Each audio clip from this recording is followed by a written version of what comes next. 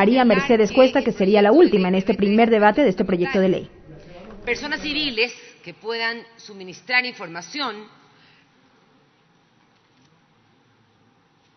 Lo importante es que esta información sea verídica y comprobable sobre activos obtenidos de manera ilegal, a quienes se los recompensará con hasta el 20% de lo recuperado. Servidores públicos que se convierten en informantes, quienes podrán acceder a un traslado administrativo, la posibilidad de una licencia con remuneración y hasta un reconocimiento público por su delación.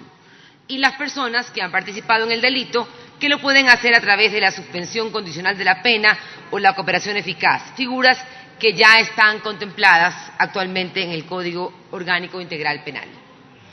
Algunas observaciones concretas, Presidenta. En el artículo 2 del proyecto, que prevé un premio para el ciudadano, y ahí se incluye al servidor público que se convierte y opere como informante, en relación con la calidad de funcionario público, el Código Orgánico Integral Penal ya prevé en el artículo 422 la obligación del servidor público para denunciar actos de corrupción. En consecuencia, considerar un premio para el servidor informante y no observa el deber que ya está dispuesto para el servidor público y crearía un falso reporte de buenas acciones, cuando esto no sería otra cosa que el mero cumplimiento de sus obligaciones legales, salvando las diferencias de la legítima motivación que se ha dicho ampara la presentación de esta iniciativa de ley. Mañana, entonces, vamos a premiar con incentivos económicos a los servidores públicos que lleguen puntuales o quienes hagan mejor su trabajo. No sería lógico. Otro aspecto que llama la atención es el relacionado con los parámetros para la entrega de recompensación o de compensaciones económicas a los denunciantes. En la redacción propuesta se considera que los parámetros y el procedimiento para la recompensa estará a cargo del Ministerio del Interior.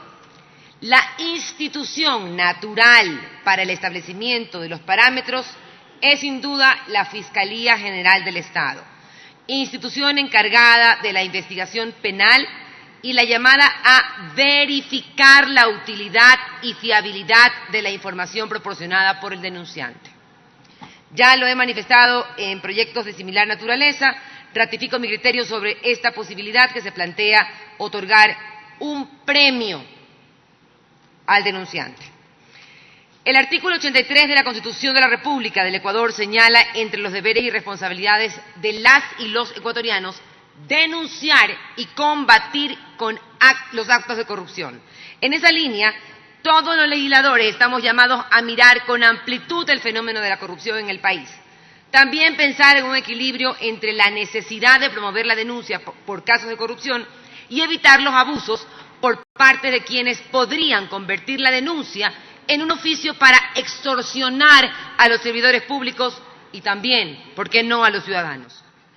Comprendo que un sistema de recompensas puede resultar eficaz en otros países como parte de una estrategia anticorrupción y en coyunturas distintas.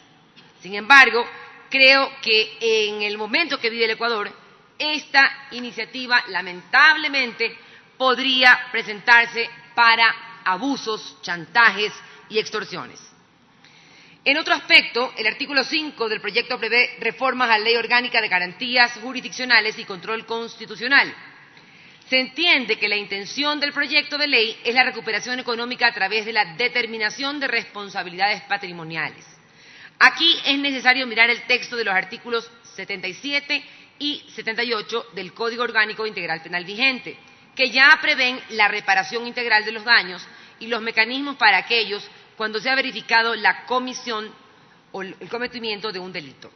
Así, el derecho de repetición del Estado opera en contra de los servidores públicos y jueces en casos de violación de derechos resueltos dentro de procesos de garantías jurisdiccionales y de procedimientos ante organismos internacionales de protección del derecho. Resulta improcedente intentar ampliar la figura del derecho de repetición prevista en la Ley Orgánica de Garantías Jurisdiccionales y Control Constitucional, cuando el derecho penal ecuatoriano ya cuenta con la reparación integral de los daños. Avancemos el texto del artículo 8 del proyecto. Propone reformar el artículo 491 del Código Orgánico Integrante Penal sobre la figura de cooperación eficaz.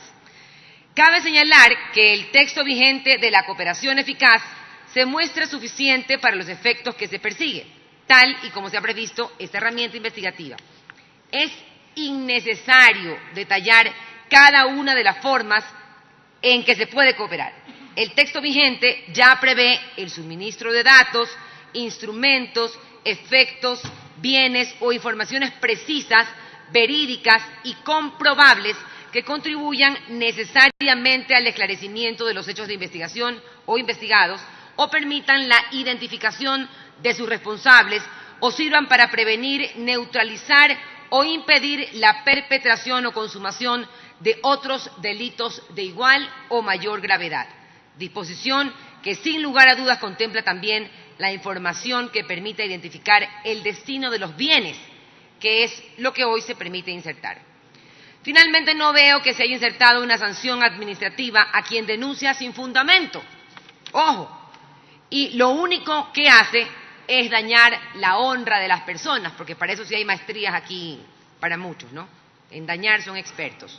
Aquí me refiero también al principio de proporcionalidad de la ley, en que si se premia al que denuncia con fundamentos, también se debe sancionar a quien hace todo lo contrario y afirma sin sustento alguno. Sugiero, y también lo presentaré por escrito, una sanción ejecutiva de la máxima autoridad de la institución al que sin fundamentos ni pruebas acuse. Es fundamental un contrapeso en este régimen de delaciones, ya que se pretende instaurar, me refiero, por ejemplo, a los casos en los que la denuncia penal no prospere o no se inadmita. Ahí no habría opción a la declaratoria maliciosa ni temeraria. Compañeros y Presidente, estamos conscientes de que el combate contra la corrupción fortalece las instituciones democráticas y es un trabajo de todos. Evita el dispendio económico, más aún en esta época de crisis. Mejora en todo sentido la gestión pública y recupera la confianza en la moral pública que tanta falta le hace al Ecuador y que tanto nuestro país necesita. La Convención Interamericana contra la Corrupción, en su artículo 3.8, dispone claramente que deberá idearse sistemas para proteger a los funcionarios públicos y ciudadanos particulares que denuncien de buena fe actos de corrupción, incluyendo la protección de su identidad de conformidad con la Constitución y los principios fundamentales de cada ordenamiento jurídico interno. Así también, sobre la recuperación de capitales, la Convención de Naciones Unidas contra la Corrupción determina que los ordenamientos legales internos deben adecuarse con medidas de cooperación y asistencia en este campo para que se haga valer los intereses de las víctimas y dueños legítimos de estos recursos. La figura del comiso penal anticipado ya es una herramienta que responde a esa adecuación que el sistema internacional requiere y se la ha tratado en el debate de reformas al COIP. Por eso suscribo, compañeros, la necesidad de adoptar cuanto antes un instrumento nacional factible que promueva y facilite la recuperación de bienes y de recursos sustraídos por corrupción, pero no lo hagamos en desmedro de lo jurídico, de lo posible. No podemos sacrificar la justicia. Gracias. Gracias, asambleísta.